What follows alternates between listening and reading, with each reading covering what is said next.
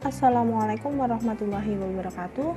Kembali lagi bersama saya Hendriyanti Kartikasari pada mata pelajaran Bahasa Indonesia untuk kelas 7 di SMP ITA Salam Sanden. Pada pertemuan kali ini kita akan belajar bersama mengenai tujuan dari teks prosedur dan bahasa-bahasa yang digunakan atau kalimat-kalimat yang digunakan dalam teks prosedur.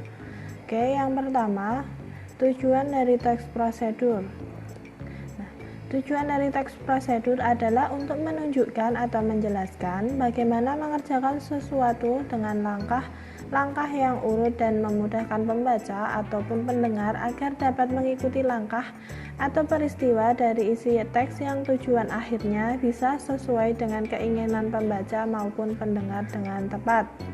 Nah, yang selanjutnya adalah kalimat-kalimat yang digunakan dalam teks prosedur. Bahasa-bahasa yang digunakan dalam teks prosedur.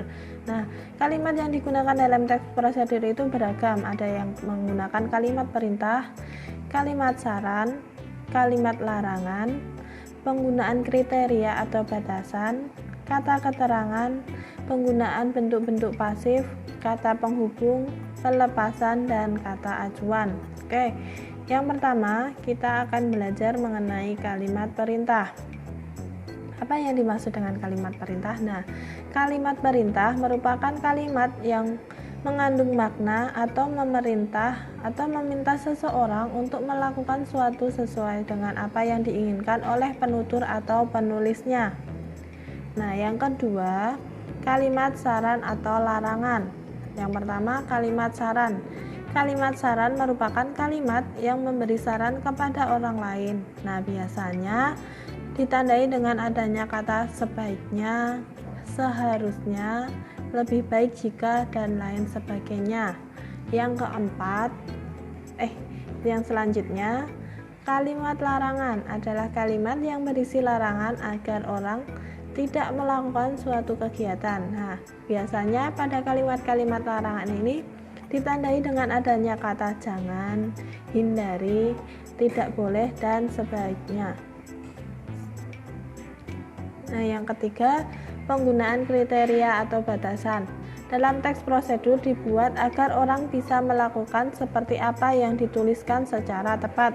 Oleh karena itu, kalimat pada teks prosedur itu harus rinci dan jelas batasan-batasannya. Yang keempat, kata keterangan. Nah, dalam teks prosedur menggunakan kata keterangan atau adverbia merupakan kata yang memberikan keterangan pada kata lain seperti kata kerja atau verba, kata sifat atau adjektiva. Nah, adverbia banyak digunakan pada teks prosedur pada kata keterangan cara, alat, ataupun tujuan. Nah, kata-kata keterangan. Yang pertama, keterangan cara. Berfungsi untuk menunjukkan bagaimana cara suatu kegiatan yang terjadi. Biasanya ditandai dengan kata dengan, secara, tanpa. Nah, yang kedua, kata keterangan alat. Kata keterangan alat berfungsi untuk menjelaskan apa alat-alat yang digunakan pada sebuah kegiatan. Biasanya ditandai dengan kata dengan, menggunakan, atau. Nah, seperti itu. Yang ketiga, keterangan syarat. Sebagai penambah kejelasan tentang syarat-syarat yang harus dipatuhi agar subjek melakukan predikatnya. Biasanya ditandai dengan adanya kata jika, kalau, apabila, dan lain sebagainya. Yang keempat, kata keterangan tujuan. Kata keterangan tujuan berfungsi untuk menjelaskan hasil dari suatu perbuatan yang dilakukan. Biasanya menggunakan kata untuk, supaya, agar dalam menunjukkannya. Nah, yang kelima, kata keterangan kuantitas. Menjelaskan jumlah pada sebuah kalimat yang disertainya. Biasanya ditandai dengan ukuran yang pasti, misalnya 1 kali, 2 kali, 3 kali, 1 liter, 100 cc, 1 kg, 15 ons, atau sebagainya. Yang keenam, kata keterangan akibat.